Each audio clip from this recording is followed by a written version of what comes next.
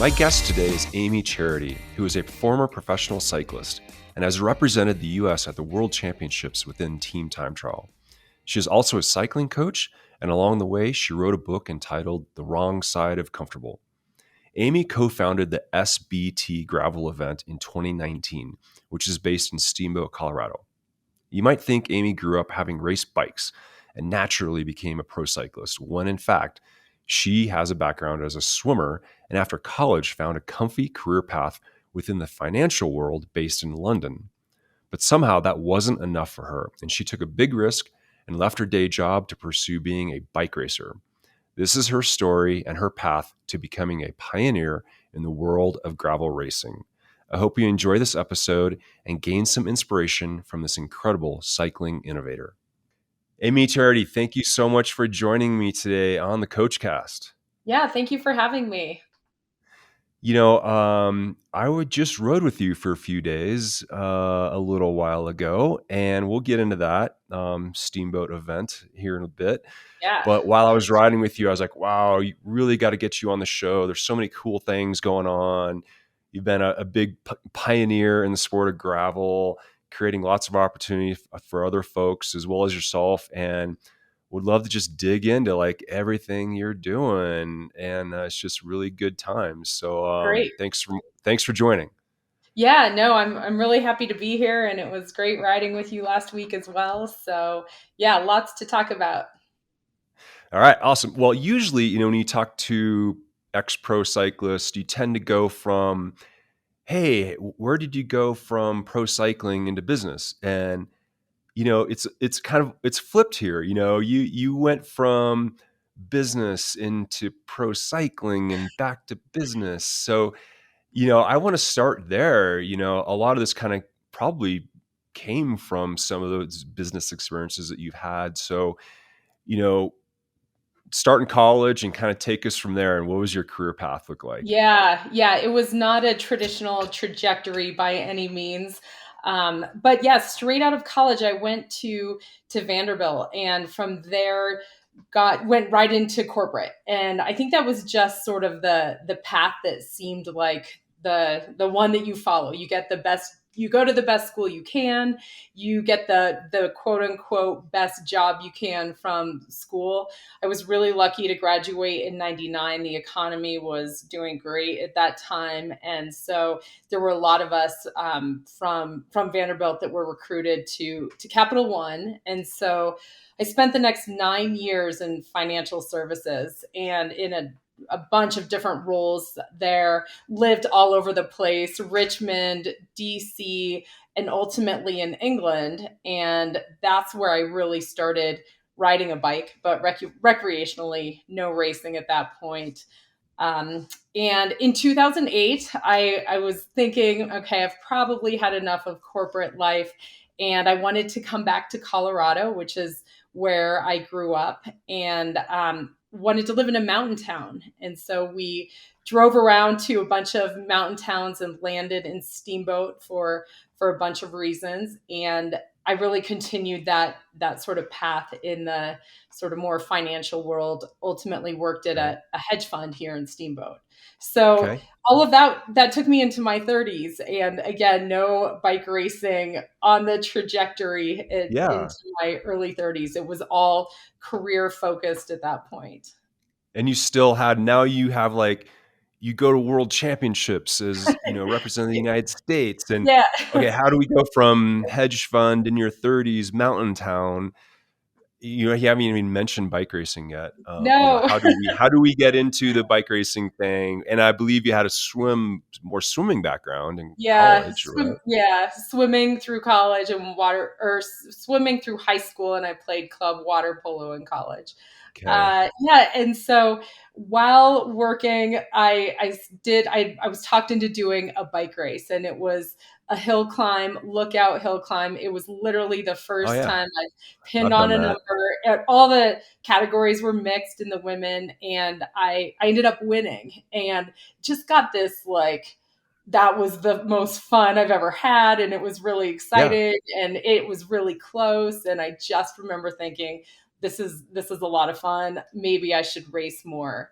I ultimately hired a coach and raced that entire summer just across the state and was able to move up through the ranks in cycling. And I think at the end of the summer, I was a Cat 2 and then sent my resume out just for fun. And I remember hearing back from a team. It was funny. It was Vanderkitten. I don't know if you remember Yeah. that team Yeah. Yeah. out of Berkeley, California. And they offered me a contract. So at this point, I was like, oh my gosh, this is like my dream come true. This was a zero cash, Yeah. Yeah. some travel stipend, and I think maybe I could keep a bike type of contract. But to me, it was the most exciting thing in my life. Wow. And Yeah. so it's funny in hindsight. Now I'm a little bit older, and I remember having this conversation with my parents, with my husband, and just like, is this a good move to leave a career that's going really well, and there's probably some good upward potential in this career, or to jump over to be a bike racer? And in my mind, it was just a no brainer. I needed to be a bike racer, and I needed to give that a shot. And so I ended up leaving the hedge fund and going full time into bike racing. I was 34 at the time.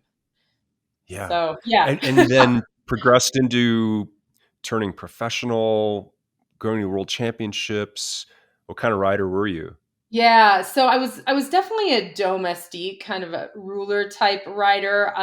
Not, I mean, GC only on the teams that weren't as strong. I after Vanderkitten moved on to Optum, and that was a UCI team, and also had the chance to race for the U.S. national team both in 2014 and 2015. And again, domestique on the national team, but really had the exposure to what European racing is like. It very, very different than US Yeah, racing. The size of the peloton, absolutely. the speed of it, the echelon style, the racing in Belgium. There's nothing like it. So had the opportunity to do two big blocks for 2 different years on the national team. So that was just one of those experiences where you look back and think, I've made it in life when you measure it on cycling. So yeah, that was incredible. And then where I really evolved was team time trial in Optum. Okay. That was there really a high priority for the team. The year that I raced for them was to make it to Worlds and the time trial to become national champions. And I really found what my skill set was. It was sort of this ability to suffer like I never had when you're trying to stay on that wheel or make it back on after you've been in the front. There's Yeah. something that is so incredibly, it's motivating. And I think when you think power numbers, I never hit the numbers anywhere alone that I would hit on a team time trial. So that was ultimately the event I liked the most. That I think it brings together a racing team in no other way. I've never felt teamwork like that than kind of that experience in team time trials. So looking back on Absolutely. the cycling career, that's what I really enjoyed the most. And I think where I excelled the most was in that discipline. I get very nostalgic when I think about team time trials because I grew up in the era of the Coors Classic in the Yes. 80s and building up for the 1984 Olympics. It was an Olympic event. It was 100 kilometers imagine doing 60-mile team time trial. And in prep for the Olympics, the Coors Classic actually held a team time trial on the diagonal between Boulder and Longmont, Yeah. which is like a Whoa. pretty much a 4-lane highway. And they shut it down and they had like all the teams racing team time trials. And it was so wicked cool to see that 100 kilometers. And have you ever done a team time trial on cobblestones? I have not, but that's got I to be an have. interesting experience. Where did you do Yes. that? The 3 days to Pana in Belgium was like Okay. this 3-day semi-classic stage race. And we Yeah. had a team time trial where we had cobbled climbs. Oh my So gosh. Yeah. that's going way back. That's going way That's a back. whole new element. Yeah, no, you're absolutely right. It's a beautiful sport to watch too. It's just like when you're racing it well, it just looks like one long human. It's Yeah. incredible. Well, and actually, they just did that in. Do you know the Sub 7 and Sub 8 project in triathlon Ironman? I They don't. just had that a couple weeks ago, where the men were trying to go under 7 hours and the women were trying to go under 8, and all four athletes did go under the sub. Two men, two Yeah. women went under their times, but they did a team time trial on the cycling, so there were like no rules, if you will, Ironman. So that was, and it was on a car track. Anyways, That sounds we're getting a incredible. little off, but that was Yeah, really, really cool. I know. Really, really cool I to could delve deeply into team time trial for a long time. that. So tell me about, you mentioned coach. You got a coach. Tell me about your earliest or your experiences, working with a cycling coach. It was How, game and did that help changing. you along your way? Yeah, oh, absolutely. It was something I never really considered. So after leaving, team sports in high school and college, I never thought, oh, I need to have a coach for cycling. And it was sort of my boss actually at the hedge fund hired him, and he's like, you should hire a coach too. And I was like, okay, and I did, and it fundamentally changed how I rode a bike. In the past, it was like, go out, ride however I feel like it, as long as I want. And so I like going long. I don't necessarily like going really hard. And so I remember he would give me a workout like 6 1 minutes on, 2 minutes off. And I got to the point where I would lose sleep the night before I had that workout. Like I was like, Anxiety. can I please Yeah. just ride 4 or 5 hours? He's like, Ah, no, you can yeah. ride 1 hour, and these six Right. minutes are all that matter in that entire hour. So get those done Yeah. well. And I just Yeah. remember like it was sort of this internal thing I had to go through to think about, I only have to work for 6 minutes. Like, why am I dreading this? Why is this so hard? And it Yeah. was really teaching me like what going easy means, what going really hard means, and how you tap into that upper level, which I wasn't even familiar with. I'd try to stay on wheels, but it was very different to incorporate structure. So I think that was a big piece of it. Of course, Power Meter followed from that, and it was like, oh, this is what I can do. Oh, this is what an FTP is. So really And a understand. TrainingPeaks maybe along the way. Oh, TrainingPeaks was definitely, I mean, that's how the schedule was delivered to me. So that was a big Ah, deal to understand, like, yeah, and to know what kind of athlete I am. Like I'm type A. Like I don't want to miss one workout ever, like right. it's like Right. I've got to do what he's telling me to do. I used to always think that there'd be days I wasn't motivated, and I was like, what am I going to say? Like, I didn't feel like it. And so I just go out and ride. And then sometimes I think like, I don't know if I can do this last interval. And I think like, what am I going to write in TrainingPeaks? My legs hurt, like my legs are supposed to hurt. Like I'm Yeah. Right. training hard. So Right. it really did, hiring a coach and then being accountable and putting seeing the data and then putting all the comments into TrainingPeaks was really a fundamental shift in kind of turning into a racing cyclist and then Hmm. kind of an elite racing cyclist. And of course, the coach was a great coach and really helped me along the way understand like what my max efforts were. And it was a blast to go back and look at the data and see kind of what happened, what I was able to accomplish, and see progression over time. You can set goals for, I know what my FTP is. I know where I am at a minute. I know where I am. I know when I have to go hard. I know when I have to sprint if I want to win. I'm not a 20-second. Yeah. Like I'm not off Yeah. the charts at the shorter distances. So I better attack early. You learn that kind of stuff when you look at your data. Yeah. So yeah, Right. it was fascinating and really helpful. And now I know you're coaching, right? I am coaching, yes.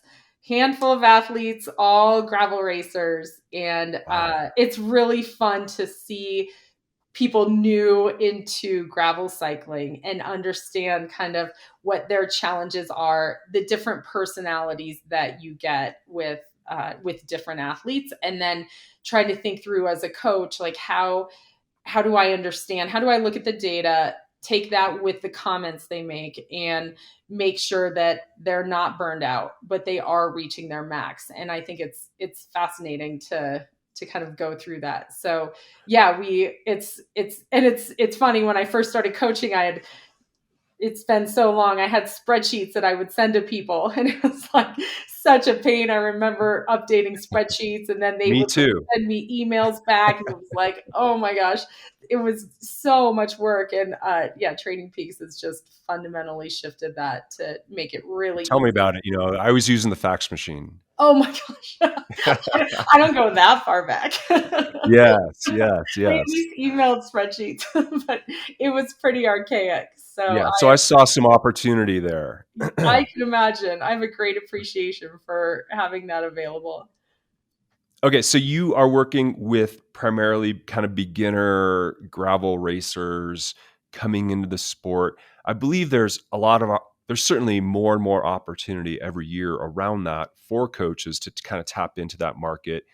I believe kind of the mindset of gravel racers beginning is it's just like, oh, I'll jump in the local. I think about running and like, oh, I can do a 10K. I can just like jump in and do it. And that's probably how most people do it. They just Yeah, jump in and do it. And that's like, I want to talk more about that, but that's like the beauty of gravel as well. Like, yeah, come do it. This is your first time ever. You're welcome. But then they see the possibilities. They want to be faster. Maybe their goal may not be to podium, but they would like to get through it more comfortably or without stopping or without cramping. So I believe like even triathlon coaches might be having these opportunities come to them, and they're seeing these opportunities. But it's a mind shift to go from only working with athletes that have years of experience in them and helping them reach the podium or get to the next level versus an athlete's never towed the start line before or that's right. barely knows what's going on. So what are some of the biggest mistakes you see with these newer like gravel racers that coaches should even, it's a mind shift. It's like, Yeah, what are it the biggest is. things you're seeing that it's just like, wow, I never thought about that. They really need to learn XYZ. Yeah, no, it's been really fun seeing the sport of sort of gravel emerge, and then also having this variety of athletes. And I do have one of my athletes is really talented, and she's an up and comer, and I think she will be on the podium and in a race one hopefully this summer. But she's definitely sort of absorbing everything, and she has a running background and really Okay. strong mountain biker. I have the entire gamut, though. I have other athletes, as you described, that are entering some of their first races when they'll do Unbound or something that's quite intimidating, but it's one of their first events, and kind of everything in between. But I think in terms of the mistakes I'm seeing, one classic mistake is just flat out overtraining and Mm. overtraining in a just one zone. So I'm going to hop on my trainer or my bike and I'm going to ride 8 hours, and that should be good. And I'll do that a handful of times. And then I'm ready for an endurance event. And I think what I'm trying to demonstrate to them through structure is you've got to tap into those higher levels in those higher zones. And you also need recovery. So I think that's one of the key pieces is you take people who appreciate endurance athletics and they're motivated and they just do too much as opposed to Right. cutting that back and really trying to see a bit more structure.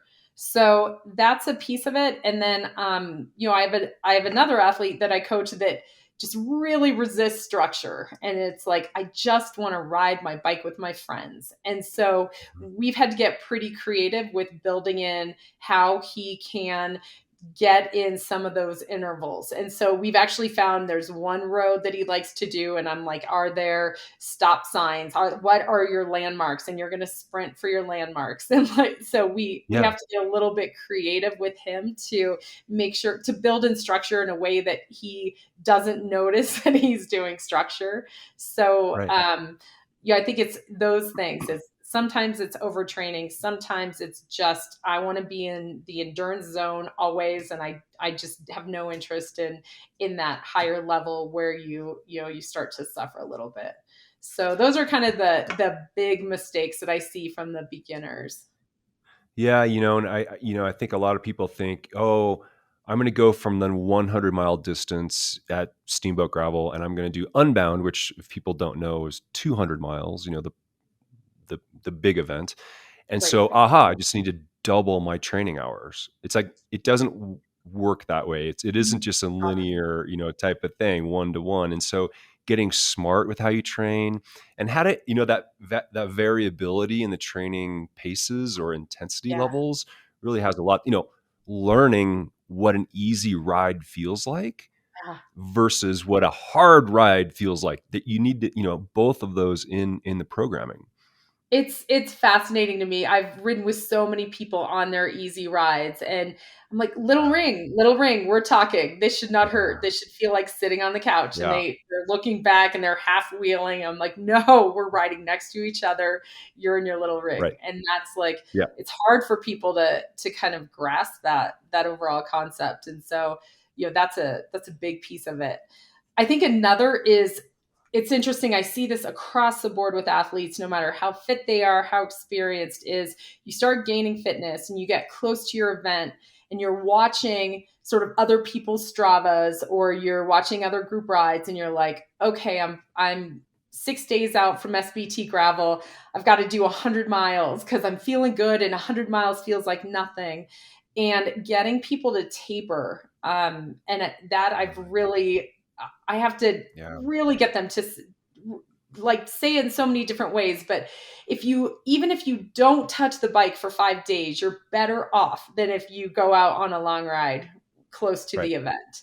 And I think Right. just having people realize that and look at some of their numbers and understand that you're not gaining fitness. I know you feel good now, but you've got to back off. And I think that's another really important piece that I see that from the most experienced. I see that on Strava for people who are trying to win these events. And I'm like, what are you doing? Like, you can't go that hard this close to an event. Like, you've got to recover. And so that's the other side of things that you see, and you try to get that message across and make sure your athletes trust you and the process and themselves enough that they don't feel like they need to train hard right before. Yeah, you almost have to punish the athlete. It's like, hey, you need to keep this below 200 watts on That's right. every single second, and if they Yeah. don't, it's like, okay, we're going to do that again until you get it right. That's in fact, I live at the top of a pretty steep hill, and I remember telling my coach, like, I can't leave my house and make it home on a recovery ride. I'll fall over if I keep my watts under 120. And he was like, then you drive to the bottom of the hill. I don't want Yeah. you getting your watts above 120. So that Yeah. was like tough love. So it works. Yeah, Absolutely. Absolutely. Well, hey, along the way, you wrote a book, I right? did. The Yes. wrong side of comfortable. And this Yes. somewhat, I guess, kind of, I'll let you explain it, but tell us what that's all about. Yeah, so it's funny. The title comes from my husband, and he's British, and so he sort of has a way with words. But there was a time that I was getting into racing and trying to sit on his wheel, and he kept going faster and faster. And at one point I was like, "Hey, knock it back a little bit." And in his British accent, he just said, "Darling, you're on the wrong side of comfortable." And I was like, I was really upset at the time, but it stuck with me. And I Yeah. think about it a lot in bike racing. Like, if you can just sort of get your head around that, it is uncomfortable. So you're just, and it's sort of that English way of wording things. You're on the wrong side of it, but you can just picture that comfortable's just over here and you're just on the Right. wrong side of it, but you're okay. And so that is sort of my takeaway of bike racing.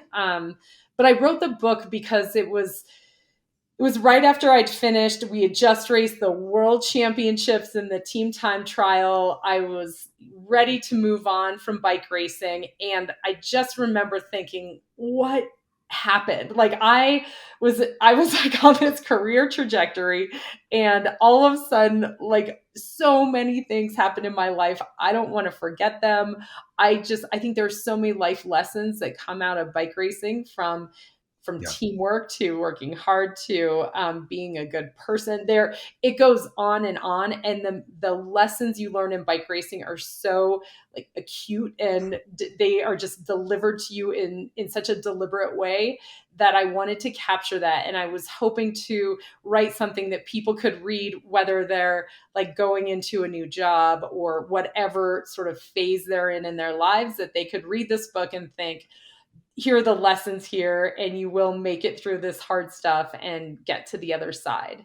So that was a lot of it. And then the other side is, it's just, you know this from pro racing, but the things that happen to you are almost unbelievable. Like I think of things that happened racing in El Salvador, and it was like, there are days they didn't have food for us. We have an 80-mile race ahead, and we're scrambling for anything we can find, like literally just like looking through pockets and like airplane peanuts that were in our backpacks to eat before this big race. So Bananas in the jungle. yeah, exactly. Like just these things happen to you that you just can't believe that was part of your career and what you were Right. doing for a living. And I wanted to capture it. It's fascinating, and you Right. learn a lot when you go through that type of thing. When I think about the wrong side of comfortable, I think about risk, like taking risk on, and you've certainly done that several times. You go from the risk of leaving a hedge fund comfy job, into being a bike racer, and then now you did this transition of going from bike racer, taking the risk and like not doing a traditional job, but starting a bike race, starting an event. Yeah. We'll get to that, but talk to me about the psychology. How do you take that on, going into the unknown and taking that risk? You've done that several times in your career. What are lessons learned from that, and how do others maybe, what are takeaways for others? Yeah. I think my like general philosophy in life is like not having regrets. And I always try to fast forward to like when I'm 70, when I'm 80, like am I going to look back and think, man, that was so cool. You made a lot of money at a hedge fund. Like, no, Mm. who cares?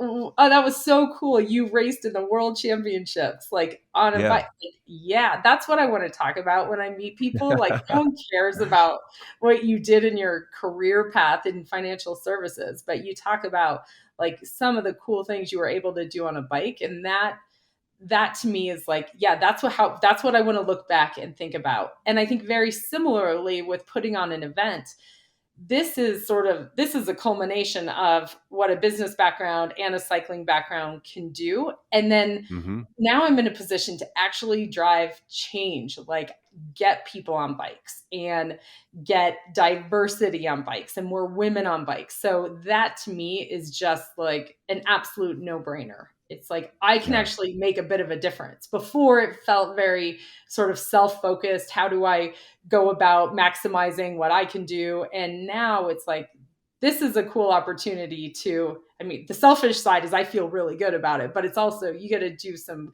cool things, and you see you're making little differences within our cycling world.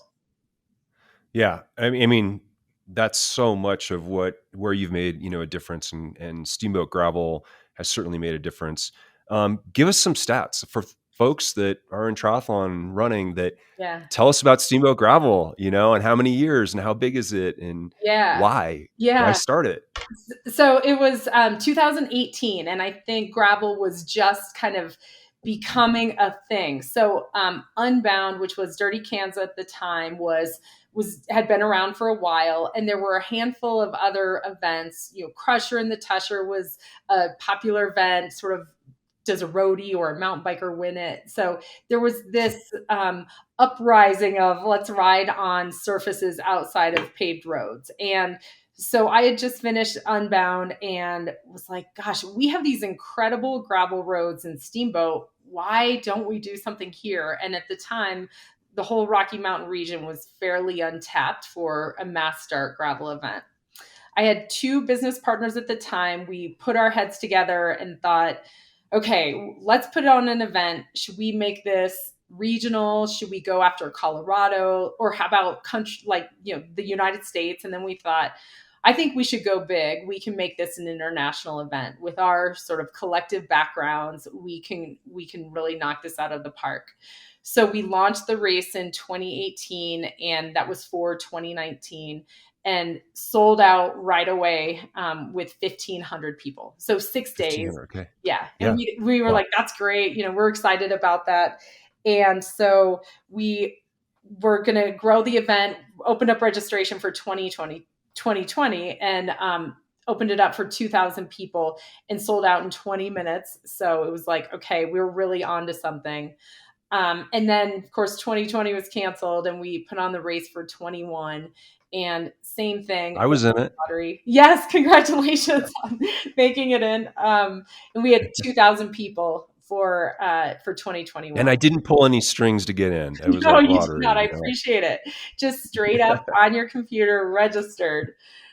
So it's interesting with gravel now. It's become really popular, and we opened registration in December for an August event. And this year we did a lottery, and the reason for that is we think it's more fair. A lottery is randomized, and what we heard back when we had people trying to get in for 2021 was, we opened it up at 8. It was sold out at 8:10. It's shut. And so then we started getting emails for the next several weeks like, hey, I'm a teacher. I can't be on my computer at 8, or I'm a doctor. I was in surgery. Like, there's so many reasons. And the argument was basically, you're catering to people who have fast internet and really flexible schedules and sit at their computers, and this isn't fair. And so we thought, let's try a lottery, and then it's just a random algorithm that selects people. So we went that route. It's always hard. We still had to turn down over 1,000 people, and we'll have 3,000 on the start line this year. The other thing, we really try to create a race that's inclusive for people based on distances. So 37 is our shortest distance.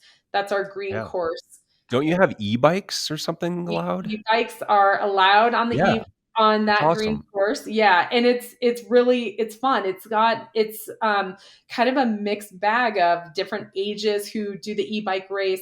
We have a couple who the husband wanted to ride his regular bike and his wife wanted to ride an e-bike. So it opens up doors, and all of this is, how do you make a race that's inclusive? And so we have that green course, and then all the way to the black course, which is 142 miles. And then 2 distances in between. So it's 3,000 is really the number where I think we'll stay. It feels like a number that you can still create a great experience for people and not have them feel like there are too many people here. I'm just a number. We want everyone to leave here and say, that was great. I'm coming back next year. So that's tell us about some of the diversity, efforts that you're making. I mean, like BiPac, how can we get more diversity within the sport, people of color, and what kind of programs are you working on? Yeah, so BiPac has been really important to us, and this was a new initiative for 2021. And we reached out to Marcus Robinson, was one of our racers that had signed up to race SBT Gravel, and we thought, how do we reach out to the BiPac community, and what can we do as event organizers? So where we started was, why don't we offer 25 scholarships? And no matter what the financial background is, we make it really easy. And then we source the different things that people might need to come and do the race. And that's everything from shoes and helmets to bikes. So how do we work with partners, make connections, make sure that people are able to come to the event? But what was really different about this program, it wasn't just offering scholarships. We became very close with the athletes. There was a monthly Zoom call. By the time they were here, I knew all of them. They knew who I was. They knew what to expect with SBT Gravel. There were some Zoom calls that were incredibly tough. It was like, it's March, it's snowing here. I'm not training. I'm Yeah. worried about this race. I don't know any of you well. Like, how do we get to know each other? So there were some really strong moments of getting to know the personalities. And I think from my perspective, that's really what made the difference was these the 25 athletes that came here became my friends, and they knew the community and they knew our team, and when they got here they felt welcome and they felt comfortable and they felt included, and it wasn't just here's an entry to SBT, we'll see you later. It was, you're part of us, you're part of our family, come here and feel welcome. So I think the way you scale that is, one, that was 25 athletes, and most of them are coming back. We've opened up the door to another 25 this year. And then part of the application process is, what will you do in your communities to help grow the BiPac community on site on bikes? And so one of the women who lives in Texas invited the SBT team down there this winter and said, I'm going to invite all of my friends. Can you do an SBT group ride? And let's make it a fundraiser for Ride for Racial Justice. So Wow. we flew down, a couple members of the board from Ride for Racial Justice flew down, and we had this incredible fundraiser. We had over 100 people attend. We did a panel the day before, just talking, like just having a conversation. And it was amazing. It was like, Yeah. now we're into Texas and there are 100 people here who now are considering getting on a bike and who feel part of the cycling community. So you think of other pockets around the country doing that, and the next thing you know, you've scaled something that started with 25 people. So that's a Yeah. program we'll continue indefinitely, and I'd like to see more of the sort of on the road initiatives where we go into those communities and help bring a presence, help push the fundraising, and meet people and really start to get more people on bikes.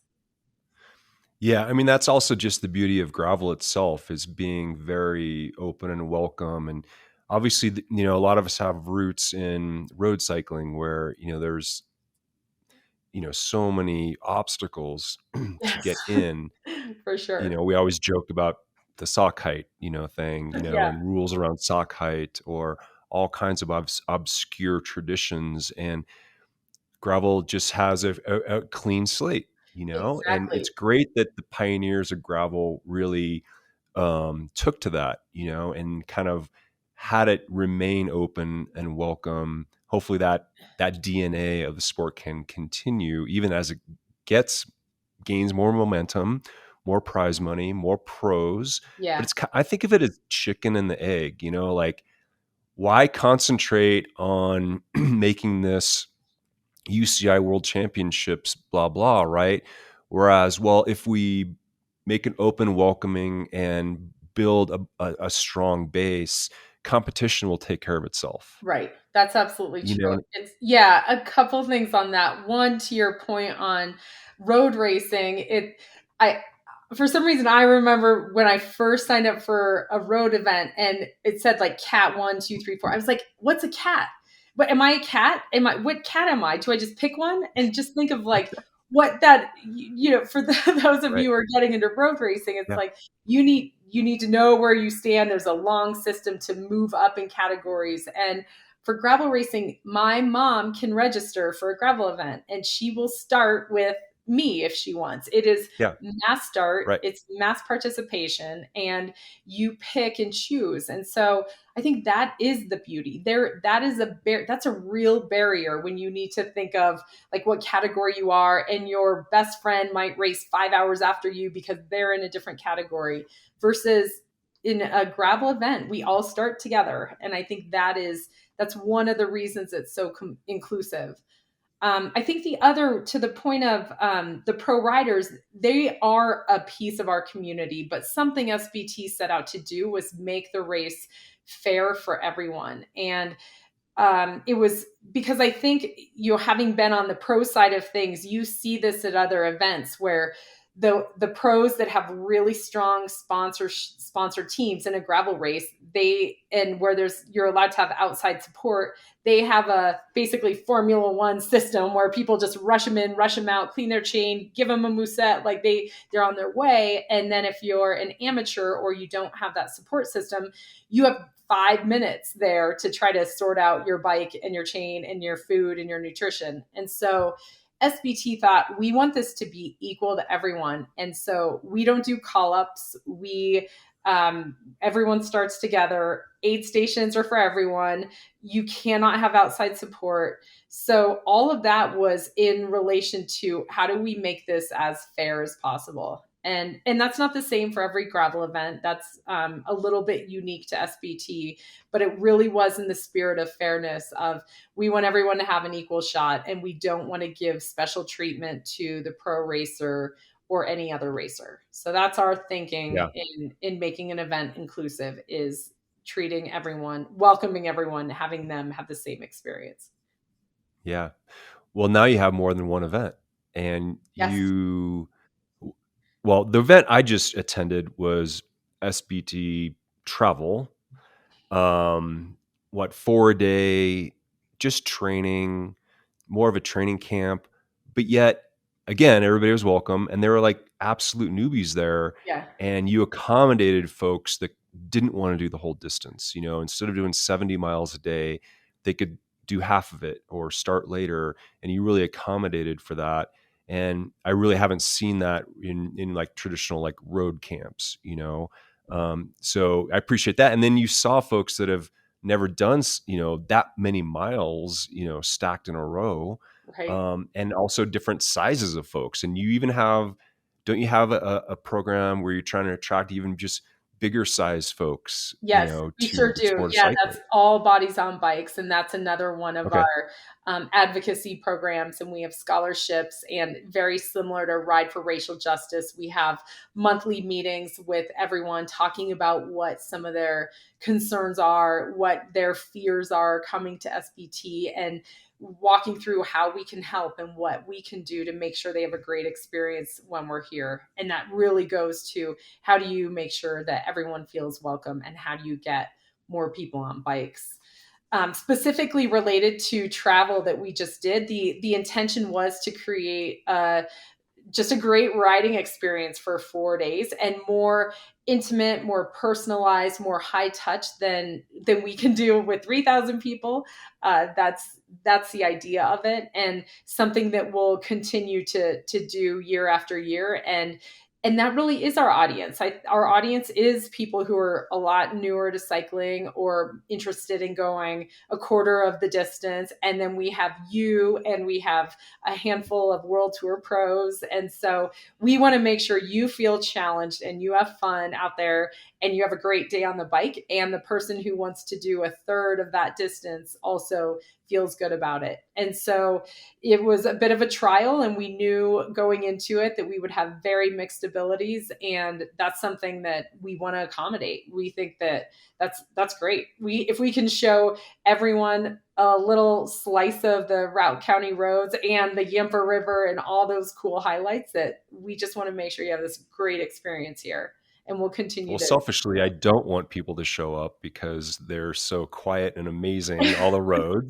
I know. But I'm Yeah, sure the hundreds and hundreds of miles of dirt roads you guys have, people can find solitude no matter what day they show up. So it is absolutely amazing terrain. And the reason I signed up was I would never see it like on my own, to have someone else organize it. And we did point to point. We didn't just start and finish from the same spot. So it really opened up the possibilities for where we could ride. And we even had a day with a net like more descending than climbing, which was like, that's pretty I don't rare. know, last time I did that. When we drive you up rabbit ears. Yeah. So Yeah. that's the idea of it, is we don't want to create a vacation that you and your buddies could just fly into Steamboat or drive into Steamboat and replicate. We want something that these are unique roads. These are roads that are not as easy to find. They're off the beaten path. They are remote, so there's nowhere to get water or food if you don't have somebody supporting And you. the ranchers are very nice. The ranchers are incredibly nice. Yeah, they've in Yeah. general very supportive of the gravel riders that are now out and about on the roads that they live on. So that makes for a really cool experience for people. All right. So, and the other event you just announced, Yes. VB Gravel, Well, Finland. Finland Gravel, and again, we Okay. don't use many vowels, so it's FNLD Yes. GRVL, Finland Gravel, Okay. and So it's not VB, but it's explain not. that connection. It is in partnership with Valtteri. So, yeah, the sort of the genesis of that is Valtteri Bottas, who, for those of you who don't know, is a Formula One racer for Alfa Romeo. He is from Finland, and he is a passionate gravel cyclist. He happens to date Tiffany Cromwell, who is a phenomenal legend, really world tour pro cyclist from Australia. And so they are both gravel racers, and Tiffany has done SBT Gravel for the past 2 years, and she had Valtteri do it last year, and he had a great time. We talked a little bit. He's a really nice guy, and he later said in an article, in a Velo News article, that someday he may want to put on a gravel event in Europe. And so we reached out to him, the SBT team, and said, what would you think of partnering? And he said he would love to. And so he is now our business partner, and we have decided to launch an event in Finland. And the thing that's really been fascinating is Finland has so many of the traits that we found to be the right thing in SBT in Steamboat, and that Huh. is these endless gravel roads. We have a couple of routes picked out that are long loop routes. His hometown of Lahti is a sporting town. They have great accommodation, good restaurants, everything is walkable. And it's very much this sporting town that supports Nordic skiing in the winter and then cycling in the summer. And so there are just some really interesting, fun features to go over and see. For example, in June, it doesn't really get dark in Finland. So Yeah. we'll be over there when we can be out and about at midnight and it's still light out. So there's just some really cool reasons that we think it's going to be a great race. And we will take the SBT, what we're known for, that's the event that we're going to create over there. So where we really invest heavily in the riders, we try to create this incredible rider experience that's challenging, it's fun, it's scenic, and something that people just leave there thinking, I want to go back and I want to invite all of my friends to come here too. So Well, that's I've what been we're to Finland. I wouldn't mind going back. I've been there once, and yeah, great place to visit. excellent. Yeah. So yeah, it'll be good. We're doing a little test event over there in August, and then our race will be in June of 2023. We'll open up All right. registration for that this fall. Very cool. Awesome. Hey, well, unfortunately, I have to wrap things up. I'd love to keep chatting, but how can people follow you? You on social feeds? Yeah.